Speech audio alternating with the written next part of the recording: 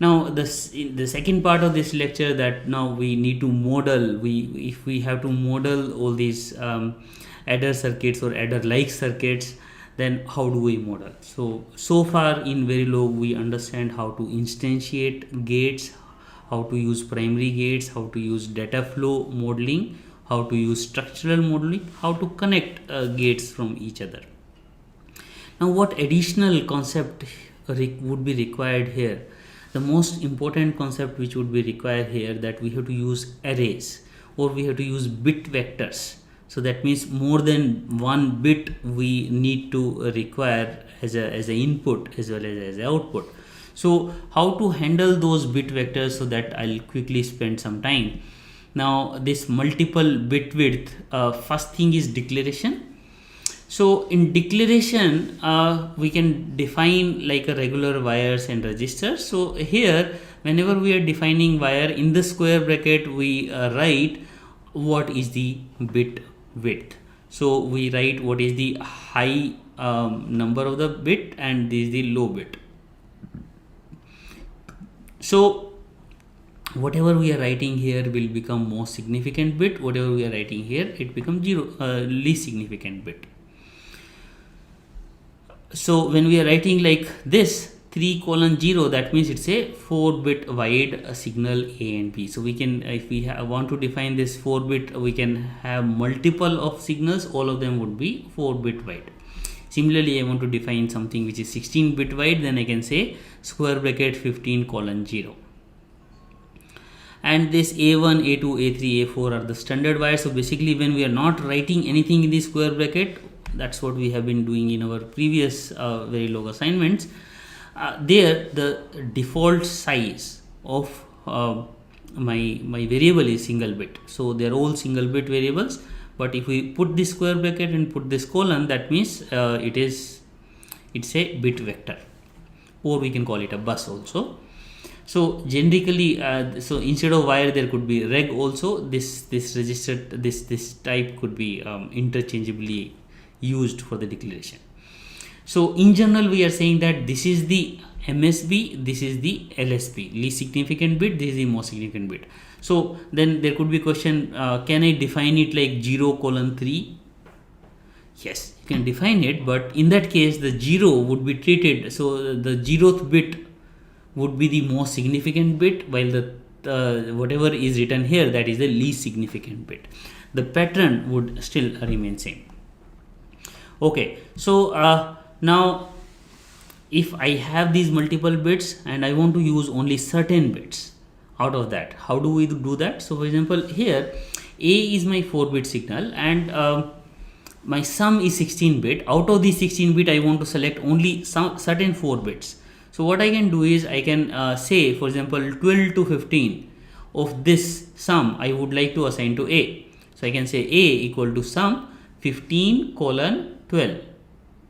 Now again, remember the same thing. So if I want to assign a 0th bit of A to 15th bit of sum, and first bit of A is equal to 14th bit, so then I can reverse, I can write it in interchangeable manner. I can write sum square bracket 12:15. So 12 will become most significant and 15 will become least significant, and that would be assigned 1-to-1 to this left hand side variable.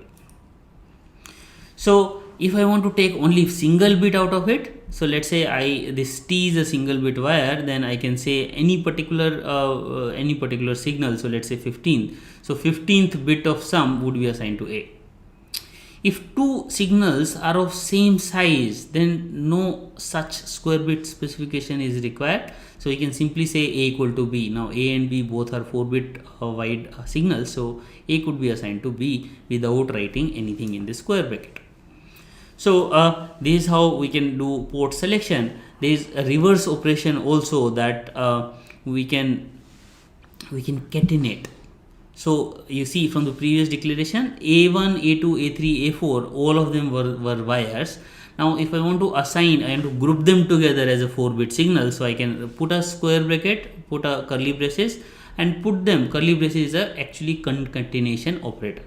So in square bracket, in this curly braces plus with these commas, whatever we write, that would get combined. So when we are writing A4, A3, A2, A1, all of them get combined to become A.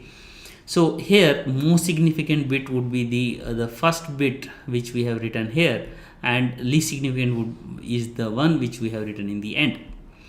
So this concatenation operation can also be applicable in other ways, where we can say something like this. So I want to initialize, I want to say that this pattern has to be repeated again and again. So this is a 1B1, so that means a 1 bit with value of 1. I want to repeat it 16 times. So then also I can use catenation operator, where I am saying that 16 times repeat this particular pattern.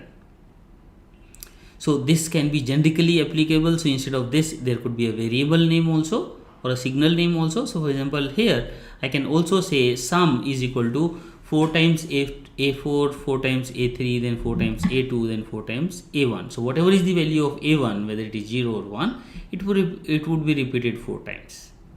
So that's how this catenation operator would also be required whenever we are handling this multiple bit width signals. Now let's also quickly see how to write constants when the size of bits is more. So we have seen earlier, so if we are writing for single bit, we have to write 1B and then then apostrophe and then value. So if I want to write like 4 bit, A is my 4 bit signal, so I can write 4 apostrophe B. Okay, so 4 apostrophe B, and then I can write 0001. So similarly, if instead of binary I want to write in hexadecimal, then instead of B I can write H, then I can say 16 apostrophe H, and then whatever hex number I would like to assign I can write, because sum is a 16 bit number, so I have to write this 16.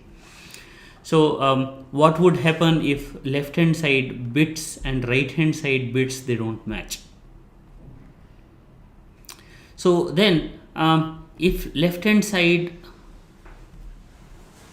so if my left hand side is less, then the rest of the bits would be assumed as 0. If this is more, then the bits which are in the higher significant here would be ignored. Okay, so what about display? So if I want to display, then we can use like in C, C++, we use the similar modifying operators can be used here. So I can use %d for decimal, %b for binary, and %h for hex. So for example, here I want to display A in binary, I want to display B in binary, and I want to display sum in hex. So I can write correspondingly %b, %b, %h, etc. So another Verilog construct which would be very helpful would be a generate statement.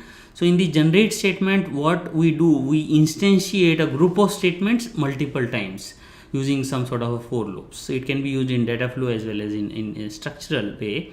So it's the generate statements are very much like a C macros. That means it has to be resolvable at compile time. So that means we have to give some constant values here, and it would be inflated means it would be unrolled, or it would be at before your execution, before your compilation.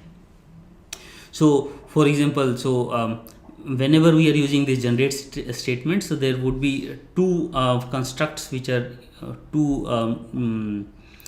constructs which are important. One is genvar. So genvar is the variable which would be the loop iterator, and there would be a generate statement, and within the generate statement usually there would be a for loop.